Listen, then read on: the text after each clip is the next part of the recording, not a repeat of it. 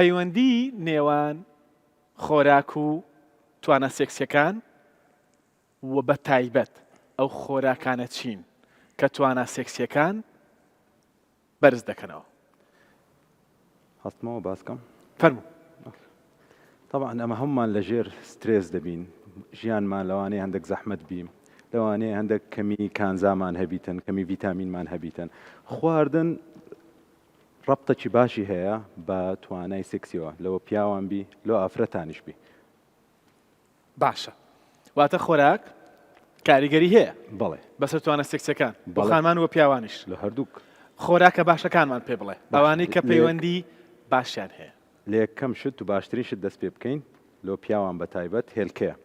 هێلکە نەک جەرجیر. هێلکە جارێ هێلکە لەوی باشترە، لەوی پیرۆستریشە. باشە. هێلکە سەرچاوەی ئۆمێگایە، سەرچاوەی کۆلسترۆلیشە. کۆلسترۆل هەر چەندە خەڵک زراوی دەسوش دەڵێن کۆلسترۆل، بەڵێ زەردێنەی هێلکە نەک سپێنەکەی، سپێنەکەی پرۆتینە، زەردێنەکەی کۆلسترۆلی تێدایە.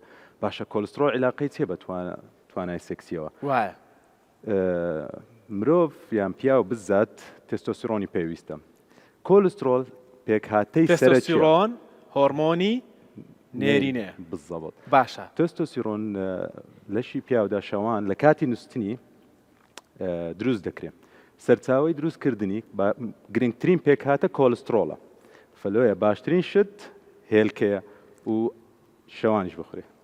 هێلکە شەوان بخورێ. شەوان بخورێ نەک بەیانیان. لەبەرەوەی شەوان تێستۆستیرۆن دروست دەکرێت، باشترە شەوان بخورێ. هەفتەی چەند ڕۆژ؟ هەموو ڕۆژێ.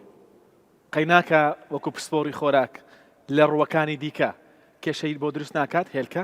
ئەو دەمێنێتەوە سەر کەسەکە ئەگەر خۆی ئاستی کۆلسترۆلی زۆرە، پێویستی بە چاودێری پزیشکەیە هەنجینەکە. باشە، کەواتە هێلکە بخوات بەڵام دەبێت کۆلسترۆلەکەی کۆنترۆل بێت. کۆنترۆل بێت لە ڕێژە ئاساییەکە زیاتر. ئەگەر ئەوەش لە ڕووی زانستیەوە هەندێک گومانی تێدایە، دەڵێت هێلکە کۆلسترۆلی هێلکە کۆلسترۆلت باش، کۆلسترۆلی باشت زیاد دەکات، کۆلسترۆلی خراپت زیاد ناکەم. ئەو شتەش هەیە. فمشکلەکە LDL-ەکەیە. کۆلسترۆل ئەو زەردێنێ لە هێلکەی هەیە HDL زیاد دەکات کە های دێنسیتی لاپۆپرۆتین بە شێوەی کوڵان یان دەڵەمە. یعنی کورا بیتن بەڵام لە دەرزە حرارەی 90 بیتن، زەردێنەکەی زۆر ڕق نەبیتن، زۆر ینی هەندێک نەرماتێکی تێدابی و چەند زەردێنەکەش میل و پرتەقاڵی تربی باشترە لەوەی کە زەردەکی ئاچوغە. ئەمە هێلکە کەواتە هێلکە باشە. شەوان باشە. دوای ئەوە چیتر ناتێ پرسی کەنجندی خۆی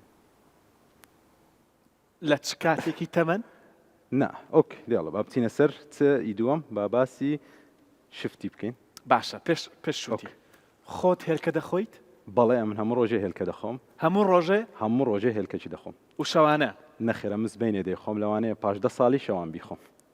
جیازیکە چییە؟ شەوان تێستۆستیرۆن زیاتر دەکارەوە هەندێک ئەمە لەو ئاستەی لەو عمرەی لەوانەیە پێویستمان بەو ئاستە بەرزەی تێستۆستیرۆن نەبیتن. فلە بۆ گەنجە چیە باسبینان بیخواتن، لە بۆ کەسێک پاش 45 ساڵی شەوان بیخواتن حتا ئاستی تۆستۆستیرۆنی زیاترکە. دەست خۆش. دوای ئەوە شوتی شفتی مادەی تێدایە پێکاتەی تێە ترشێکی ئەمینی تێدایە ناوی سیترولینە. ئەلسترولین چ دەکات؟ ئەلسترولین ترشێکی ئەمینێ دەگۆڕێ لە بۆ ئەرجنین. ئەرجنین توانای سێکسی بەهێز دەکات لە بۆ پیاوان و لە ئافرەتان. سوڕی خین سریعتر دەکاتەوە. باش. شفتی شتێکی زۆر باشە. تقریبا ئەگەرە تو شفتی بکەیە 4 بەشێکی لێ بخۆی، ئەگە شفتێکە بەو حەزمەی بیتن هیچ مشکلی نییە. زۆر خواردنی شفتی باش نییە، لە ئاستی شەکرە زیاد دەکات. بۆ 24 کاژێر بۆ نمونە؟ بەڵێ هەموو ڕۆژانە باسی ڕۆژانە دەکەین. شفتی ڕۆژانە شفتێکی ئەوەندە بکەیە 4 بەشێکی بخۆی بەسە زیاترێکە 2 بەشێکی بخۆی ئەگەر شەکرە نەبوو لە ماوەی 24 کاژێردا یەک کوشی خۆی دەکات، لە ماوەی ئیشی خۆی دەکات. باشە. دوای ئەوە بینە سەر سیر یەکێکە لە سوپەرفودەکانە، ینی شتێکی کەم بەشێکی کەمی پێکهاتەی زۆر تێدایە. گرنگترین پێکهاتە لە سیری ئەلسینە. ئەلسین پێکهاتەکی هەستیارە هەندێک، هەر ئەوەشە بەرپرسە لەو بۆنە ناخۆشەی کە سیر دەریدەینیتن.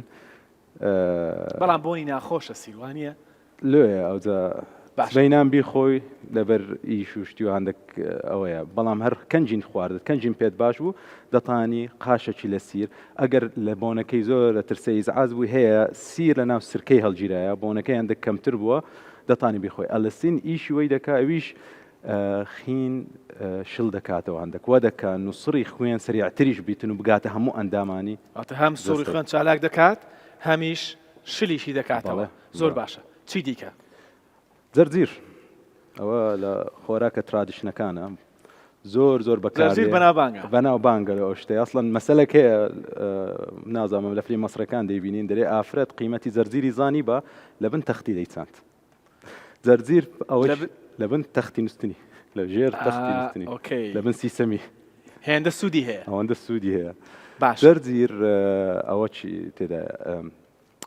هاندەرەکە لە بۆ نایتریک ئۆکساید ئەویش وە دەکا کە لولەکانی خینیان بابرێن بۆڕیەکانی خیان هەندێک تێپکشنەوە یان هەندێک فراوانتر بن ئەویش وە دەکاتن کە توانای سێکسی باشتر بیتن هەم لە ئافرەتان هەم لە پیاوانیش سەوزە فرۆشێکیش پێی گوتم گوتی لە کۆڵانەکان پێشەموو شتێک جەرجیر تاو دەبێت دوای ئەوە دەینە سەر شتێکی خۆش شکۆلاتە باشە شکۆلاتە بە تایبەت لە ئافرەتانە میزاجی باش دەکەم شکۆلاتە سیرۆتۆنینی زیاد دەکا سیرۆتۆنین کە بابرین پێکاتەکە کە بەرپرسە لە بۆ ریلاکس بوون و هەست و خۆشی زیاد دەکا فەلۆیە شکۆلاتە ڕێنمایی دەکرێتن هەموو ڕۆژێ ئەو هەندە بیتن لەوەی کەمتر زیاترنە ریلاکسیشنێکی باش دەداتێ لەگەر قاوەی بیتن شەوان بیسبەینان بی هیچ فەرقی نییە بەڵام زۆر باشە لە بۆ میزاجی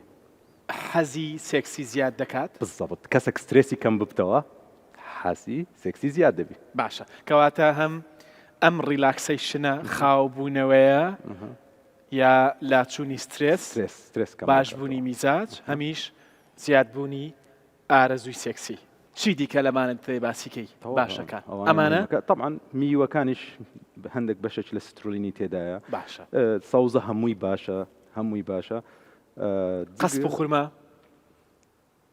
باشە یعنی ناتایم برێن خراپە و ناشکری احتیمادی لەسەر بکەی بەڵام ئێستاما شتێک هەیە دایمەن دەرێنن و ئەگەر تەحین و خورمای بخۆی باشە بەڵام لە ڕووی زانستیەوە نازانین هەرچەند هەتا چڕادەیەکی ڕاستە شتی باشتر هەیە باشە